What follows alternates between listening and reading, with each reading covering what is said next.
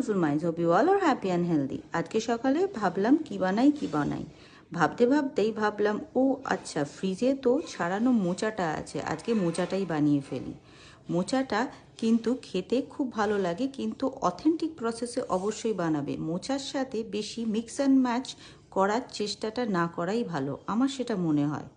এই মোচাটা কিন্তু খেতে যতটাই ভালো লাগে, কিন্তু একটু টাইম টেকিং, প্রসেসটা ছাড়াতে একটু টাইম লাগে। তাই আমি একদিন আগে মোচাটা ছাড়িয়ে রেখেছিলাম। এবার ছাড়িয়ে ফ্রিজে রেখে দিলে বেশি দিন কিন্তু রাখা যায় না, তাহলে মোচা কালো হয়ে যায়। তাই আজকেই মোচাটা বানিয়ে ফেললাম।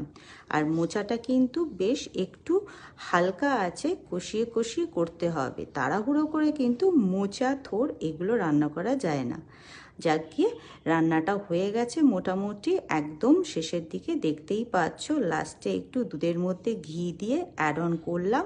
সেটা তো করতেই হবে, দ্যাটস অ্যাড অন ফ্লেভার। চলো আজকের জন্য এতটুকুই। Have a very great day.